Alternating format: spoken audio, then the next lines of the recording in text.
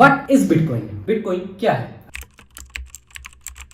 अगर आप इस वीडियो को देख रहे हैं तो आपने कहीं ना कहीं बिटकॉइन का नाम जरूर सुना हो। अब बिटकॉइन की हिस्ट्री क्या है, इसका फ्यूचर क्या है, क्या आपको इसमें इन्वेस्ट करना चाहिए या नहीं करना चाहिए, आपके इन सारे सवालों का जवाब आज इस वीडियो में मिलने वाला है। सारी चीजें आज बिटकॉइन को लेकर आपको इस वीडियो में आज क्लियर हो जाने वाली है।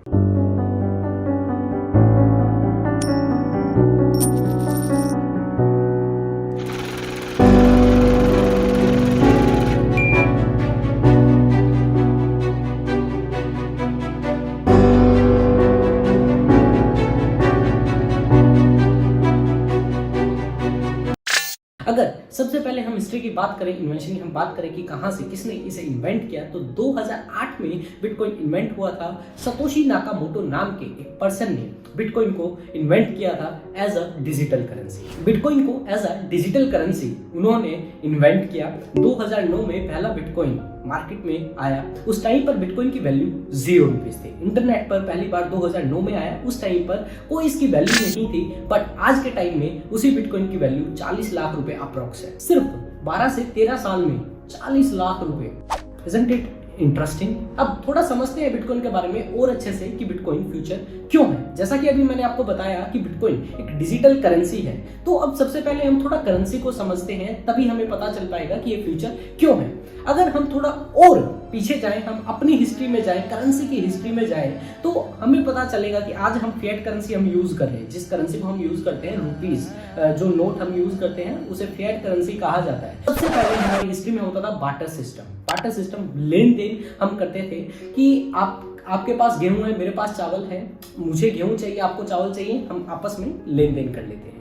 बट बार्टर सिस्टम एक तरीके से सही नहीं था, चलता था उस टाइम पर, बट वो परफेक्ट नहीं था, क्योंकि किसी की वैल्यू, किसी चीज की वैल्यू बहुत ज्यादा है, किसी की कम है, किसी को उगाने में बहुत ज्यादा टाइम लग रहा है, किसी चीज में बहुत ज्यादा मेहनत लग रही है, किसी में कम लग रही है, तो वहां पर एक्चुअल में सही मोड मतलब तय नहीं हो पा रहा था, वो सही वैल्यू नहीं लग पा रही थी। तो उन्हीं चीजों को देखते हुए गोल्ड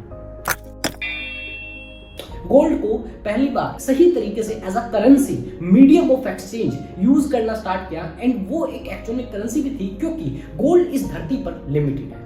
गोल्ड हम जितना चाहे उतना हम अपनी मर्जी से लेकर नहीं आ सकते कहीं से, वो बिल्कुल लिमिटेड है। एंड जब कोई चीज लिमिटेड है, उसे हम as a currency, as a mode of exchange हम यूज कर सकते हैं। एंड कुछ वैसा ही हो रहा था। बट गोल्ड भी परफेक्ट नहीं था, क्योंकि उसे कैरी करने में बहुत ज्यादा प्रॉब्लम हो रही थी। एंड कुछ देश ऐसे भी थे जिनके पास शायद नहीं था, कुछ देश ऐसे थे जिनके पास बहुत ज्यादा गोल्ड था, राइट। तो अब चीजें कैसे रन अप करती थी उस टाइम पर कि कोई ना कोई पावर में जरूर होता था। उस टाइम पर राजा महाराजा होते थे। अब जैसे ही सरकारें बदलती गई, उस टाइम पर भी राजा महाराजा बदलते गए। अब गोल्ड की उन्हें कमी हो रही है कहीं ना कहीं से, या उन्हें गोल्ड में प्रॉब्लम हो रही है, या गोल्ड सफिशिएंट नहीं हो पा रहा है उनकी पूरी प्रजा के लिए, सभी लोगों के लिए, उस देश के लिए, तो उन्होंने उसमें मिलावट करनी स्टार्ट कर दी।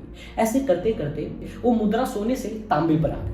तांबे को as a medium of exchange use करना स्टार्ट किया। चले थे हम बार्टर सिस्टम से। एक्चुअल जो करेंसी थी वो गोल्ड थी, क्योंकि वो लिमिटेड था, राइट। अब राजा महाराजा लोगों ने कहा उस टाइम पर वो सारी चीजें, क्योंकि अब प्रजा को मानना पड़ेगा, राइट। तो अब हम आ गए तांबे पर, और ऐसे ही मुद्रा और छोटी होती गई, क्योंकि हम इतना ज्यादा गोल्ड, इतनी ज्यादा, या जो मुद्राएं हैं, या कॉपर की जो है कौड़ी जिसे कहते थे उस टाइम पर, ऐसे धीरे धीरे करके चीजें रिवोल्यूशनाइज होना स्टार्ट हुई। मुद्रा से हम कोड़ियों पर आना स्टार्ट हुए, कोड़ियों से फिर हम अठन्नी चवन्नी पर हम आना स्टार्ट हुए, राइट। सोने से तांबे पे, तांबे से हम फिर और ज्यादा उसमें मेटल्स की मिलावट होना स्टार्ट हो गई, अठन्नी चवन्नी वगैरह ये चीजें आना स्टार्ट हो गई। एंड ऐसे ही करके इजाद हुआ fiat currency. Fiat currency, note, जो हम नोट यूज कर रहे हैं।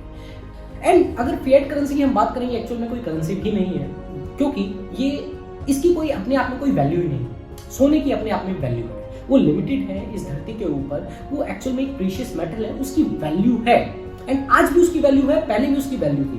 बट अगर हम फिएट करेंसी की बात करें, क्योंकि जैसे जैसे सरकारें बदलती गई, पहले राजा महाराजा होते थे, आज प्रधानमंत्री होते हैं या बाकी मिनिस्टर्स वगैरह होते हैं, बट सरकारें तो हैं, तो लोग पावर में होते हैं, और जो लोग पावर में होते हैं वो जैसा कहेंगे वैसी चीजें होती है, बाकी लोगों को मानना पड़ेगा। एंड जैसे ही लोग अडॉप्ट करते जाते हैं, चीजें नॉर्मलाइज होती जाती है। फिएट करेंसी लॉन्च हुई, लोगों ने पेपर करेंसी यूज करना स्टार्ट किया। वो क्या है? कुछ भी नहीं। अगर हम फिएट करेंसी को देखें तो फिएट करेंसी क्या है, जस्ट उसके ऊपर लिखा होता है, एक अथॉरिटी है, वो अथॉरिटी ने लिखा है कि आपको इतना पैसा देने का आपको प्रॉमिस किया जाता है, आपको वचन दिया जाता है। अगर आप हमारे इंडियन रुपीस को देखें तो उसके ऊपर लिखा हुआ होता है कि मैं धारक को 100 रुपये अदा करने का वचन देता हूँ। ये उस पर लिखा होता है, जितने का भी नोट होगा उसके ऊपर वो ये चीज़ लिखी होती है। इट्स जस्ट अ पेपर जिसके ऊपर लिखा हुआ है एंड वहाँ पर सिग्नेचर होते हैं गवर्नर के, जो हमारे इंडियन गवर्नर हैं उनके वो सिग्नेचर होते हैं वहाँ पर। ऐसे ही हर कंट्री ने अपनी अपनी करेंसी इंट्रोड्यूस करना स्टार्ट की, क्योंकि गोल्ड को तो एज अ करेंसी हम नहीं कर सकते थे, क्योंकि उसे कैरी करना, उसे ले जाना, ट्रांसपोर्ट करना वो पॉसिबल नहीं था इतना हैवी क्वांटिटी में, और हर पर्सन उसे कैसे वो कर सकता है। तो उसका अल्टरनेटिव आया फिएट करेंसी। बट अब इसके साथ एक प्रॉब्लम है, फिएट करेंसी के साथ एक प्रॉब्लम है, दिस इज सेंट्रलाइज्ड। ये सेंट्रलाइज्ड है, मतलब गवर्नमेंट इसे कंट्रोल कर रही है, वो जितना चाहे उतना वो प्रिंट कर सकती है। इसी वजह से इन्फ्लेशन जैसा फैक्टर आता है कि हमारे जो पैसे हैं उनकी कीमत दिन पर दिन कम होती जाती है और कम होती जा रही है, हर साल और कम होती चली जाती है। मतलब आज से अगर हम बात करें, आज से 5 साल पहले जो 2000 की वैल्यू थी, आज वो 2000 की एक्चुअल में वैल्यू नहीं रह गई है। और ऐसे ही और भी बहुत सारी चीजें आती हैं, जैसे कि अगर हम बात करें 2016 में डीमोनेटाइजेशन हुआ। लोगों के पास पैसा था, लोगों ने मुश्किल सारी चीजें हुई, सारी चीजें रन अप कर रही थी, लोगों के पास जो पैसा था, रातों रात एक अनाउंसमेंट हुई, प्रधानमंत्री ने अनाउंस किया कि ये करेंसी अब वैलिड नहीं है, ये जो नोट है अब से वैलिड नहीं है, नए नोट आएंगे और वो वैलिड होंगे। अब लोगों को मानना पड़ा, क्योंकि गवर्नमेंट ने, सरकार ने ऐसा कहा है एंड लोगों को वो मानना पड़ेगा, और ऐसा ही हुआ। बहुत सारे लोगों ने बहुत सारा नुकसान भी वहाँ पर खाया, बट उसके पीछे का जो रीज़न था, विद ऑल ड्यू रिस्पेक्ट हमारे गवर्नमेंट्स को पता है राइट, कि मतलब वो एक्चुअली उसका पर्पस था ब्लैक मनी को ख़त्म करने का। एंड वो कहीं ना कहीं गवर्नमेंट अपनी जगह पर सही है, हम किसी को ब्लेम नहीं कर सकते, हम गवर्नमेंट को ब्लेम नहीं कर सकते, या किसी भी अथॉरिटी को हम पर्टिकुलरली ब्लेम नहीं कर सकते हैं राइट, क्योंकि उन्हें शायद समझ भी है अच्छे से, उन्हें पता भी है अच्छे से। बट आप अगर देखो तो जो करेंसी आज हम यूज़ कर रहे हैं वो सेंट्रलाइज्ड है, वो किसी के कंट्रोल में है। कोई जितना चाहे उसे उतना प्रिंट कर सकता है, कोई उसे रातों रात बंद कर सकता है, कोई उसे खत्म कर सकता है रातों रात। अब यही सारी चीजों को देखते हुए, क्योंकि एक करेंसी के लिए, एक पैसे के लिए हम सभी लोग भाग रहे हैं, हम सभी लोग मेहनत कर रहे हैं, सारी चीजें चल रही हैं, बट अगर उस करेंसी को ही कोई कंट्रोल कर पा रहा है तो मतलब ही क्या रह जाता है। इन सारी प्रॉब्लम को समझते हुए सतोशी नाकामोटो ने एक अल्टरनेटिव लॉन्च किया। पता तो पहले भी था लोगों को कि ये सारी चीजें रन कर रही हैं, ये सारी चीजें ऐसे हो रही हैं, ठीक नहीं है, पर उसका अल्टरनेटिव किसी के पास नहीं था। बट सतोशी नाकामोटो ने वो अल्टरनेटिव लॉन्च किया जिसका नाम था बिटकॉइन।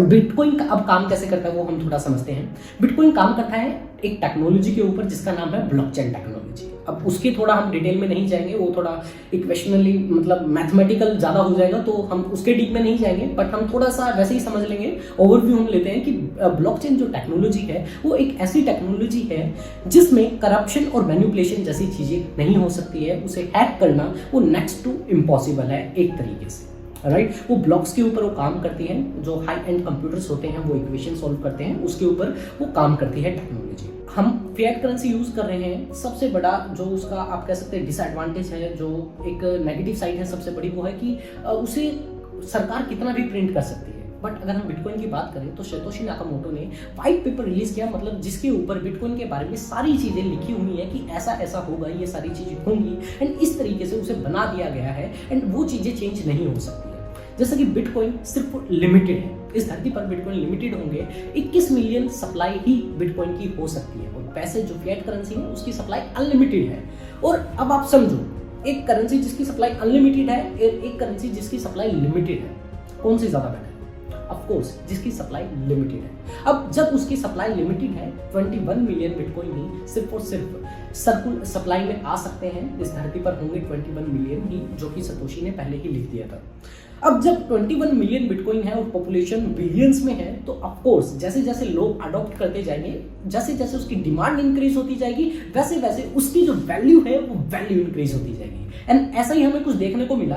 2009 में बिटकॉइन की वैल्यू 0 थी, आज 40 लाख रुपए अप्रोक्सीमेटली उसकी वैल्यू है, और जो बढ़ती बढ़ती बढ़ती बढ़ती कितनी हो जाएगी तो शायद हम अभी प्रेडिक्ट भी नहीं कर सकते।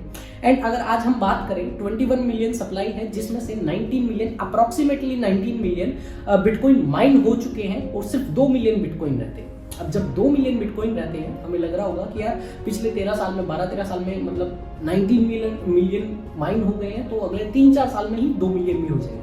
बट ऐसा नहीं है।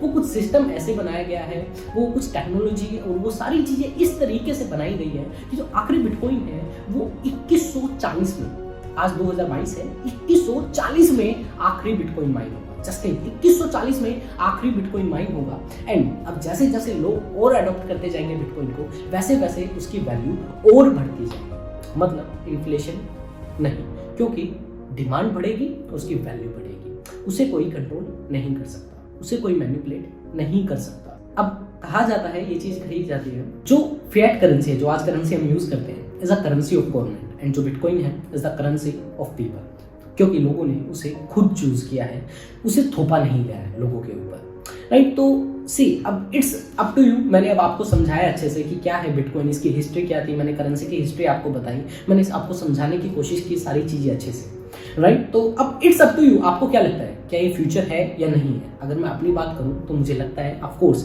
Bitcoin is the future and हमें इसकी जरूरत है। अगर आपको लगता है कि बिटकॉइन फ्यूचर है तो आप इसे अडॉप्ट कर सकते हैं, आप इसमें इन्वेस्ट कर सकते हैं, आप खरीद सकते हैं, होल्ड कर सकते हैं बिटकॉइन को एक तरीके से। It's up to you, right. So I hope कि आपको बहुत सारे क्वेश्चंस का आंसर मिला होगा, बहुत सारी चीजें आपको इस वीडियो से सीखने को मिलेंगी। एंड ऐसे ही बहुत सारे videos business related, crypto currency related, trading से रिलेटेड, फाइनेंस से रिलेटेड इस चैनल पर बहुत सारी वीडियो आने वाली है। तो जल्दी से इसे सब्सक्राइब कर लीजिए, लाइक कर दीजिए वीडियो को, ताकि मुझे भी एक मोटिवेशन मिले एंड नेक्स्ट वीडियो आप लोगों के लिए बहुत जल्दी है।